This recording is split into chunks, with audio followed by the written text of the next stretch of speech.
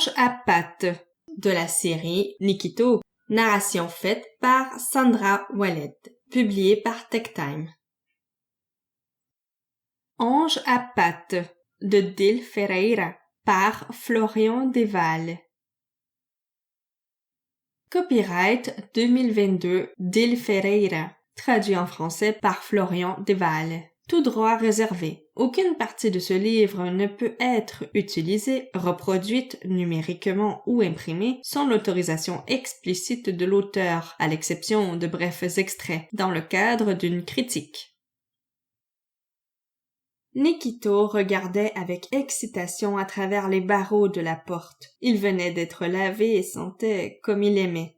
Mais sa joie venait du fait que la famille qui avait emménagé dans la maison d'en face avait un mignon petit chien, comme lui. Nikito connaissait déjà son nom. Elle s'appelait Mel. Il avait entendu le propriétaire de Mel l'appeler la veille. « Petit ami, est-ce notre imagination ou es-tu amoureux ?» demandèrent ses amis les fleurs après avoir regardé Nikito pendant un moment. « Moi?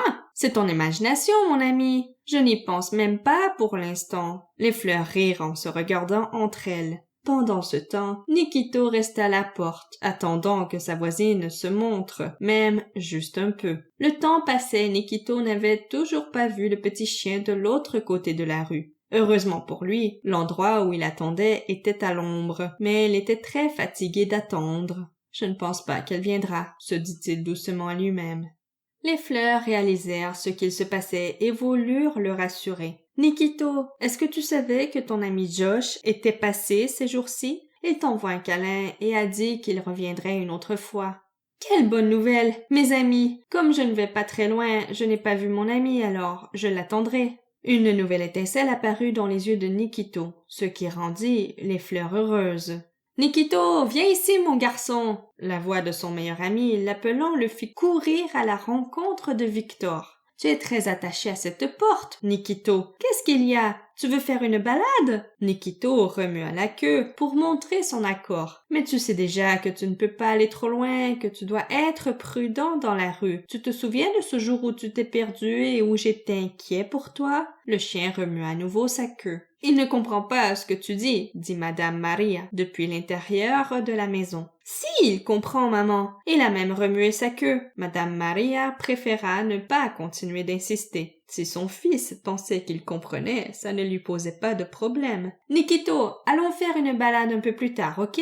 Pour l'instant, le soleil est très chaud et pourrait brûler tes pattes sur le trottoir. Va te reposer, je t'appellerai quand j'y vais. » Nikito comprit ce que disait Victor et alla s'allonger dans une grande pièce. Il faisait très chaud et le sol froid était très agréable lors des jours de chaleur. Quand il arriva dans la pièce, il s'étira sur le sol et tomba vite endormi. Il adorait dormir à cette période-ci. Durant la nuit, il devait rester alerte pour garder sa maison et protéger sa famille. « Il est fatigué, maman. J'ai entendu Nikito aboyer beaucoup cette nuit, » dit Victor dès que le chien s'endormit. « Il doit être curieux à propos du chien de la maison d'en face. As-tu vu qu'une famille a emménagé, là? Et ils ont un garçon de ton âge. Madame Maria aimait que son fils ait des amis, mais qu'il soit proche, comme ça, elle pouvait le surveiller. Oui, j'ai vu. S'il veut être mon ami, j'accepterai. » Madame Maria le regarda en souriant. Son fils était un garçon très gentil. Victor regarda une nouvelle fois son petit copain dormant paisiblement et alla dans sa chambre pour se reposer aussi. Il était en vacances et aimait vraiment avoir l'opportunité de dormir après le déjeuner.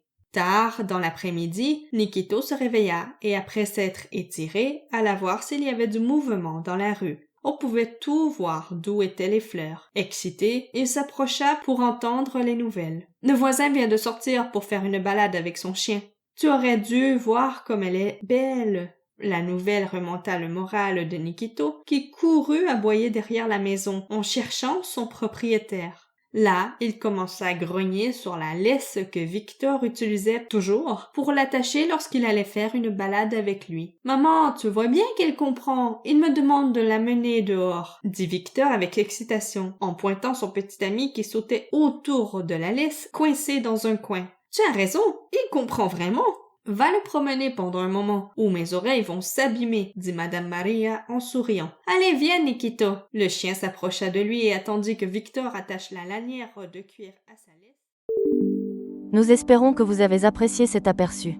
Pour continuer à écouter ce livre audio sur Google Play Livres, utilisez le lien dans la description de la vidéo.